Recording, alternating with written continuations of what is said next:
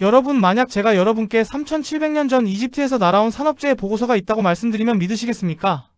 피라미드를 쌓던 노동자가 돌에 깔려 허리를 다쳤을 때 당시 의사들은 과연 뭐라고 기록했을까요?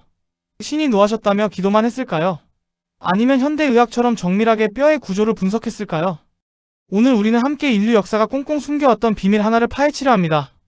바로 일이 어떻게 인간의 몸을 망가뜨려왔고 인류는 그 고통에 어떻게 응답했는지에 대한 기록입니다.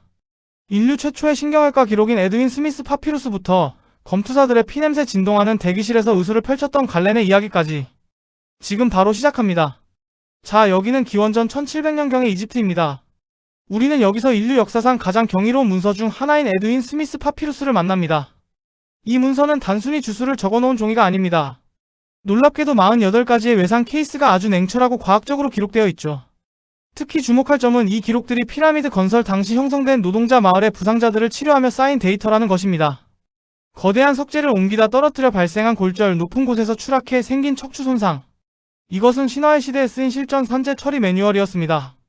실제로 당시 노동자 마을에서 발굴된 유골들을 보면 놀라울 정도로 정교하게 뼈가 맞춰져 다시 붙은 흔적들이 발견됩니다. 인류는 이미 수천 년 전부터 일하다 다친 사람을 살리기 위해 의학이라는 도구를 갈고 닦았던 셈이죠. 시간을 건너뛰어 서기 2세기 로마 제국으로 가봅시다. 여기 의학계의 거인 갈렌 길런이 등장합니다.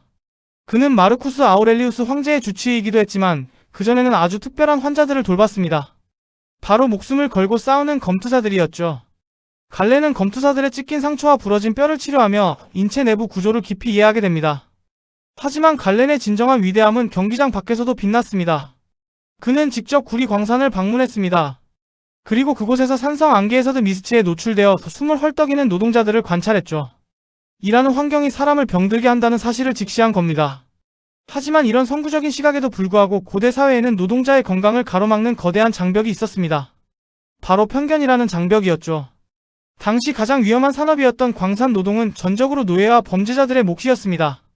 그들에게 광산으로 가라는 명령은 곧 사형 선고나 다름없는 가혹한 처벌이었습니다.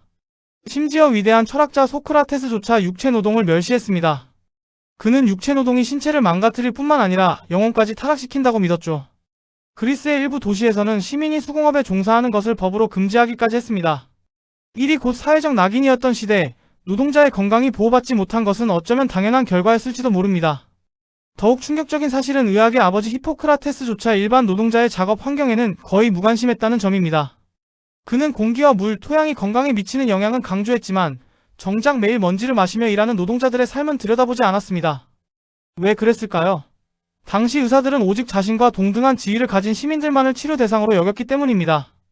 노동자의 고통은 의학의 영역이 아닌 관리의 영역이었던 셈이죠.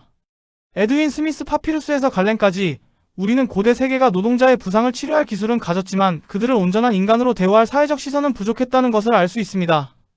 육체노동에 대한 멸시와 차별이 어떻게 노동자의 건강을 수천 년 동안 방치하게 만들었는지 그 서늘한 역사가 오늘날 우리에게 묻고 있습니다. 우리는 지금 일하는 사람의 건강을 어떤 눈으로 바라보고 있는가? 라고 말이죠. 고대의 이야기는 여기서 끝이 아닙니다. 이 차별의 역사는 산업혁명이라는 거대한 파도를 만나며 또 다른 국면을 맞이하게 됩니다. 다음 시간에는 기계의 굉음 속에서 인간의 몸이 어떻게 취급받았는지, 그리고 그 절망 속에서 어떻게 산업복원이 탄생했는지 살펴보겠습니다.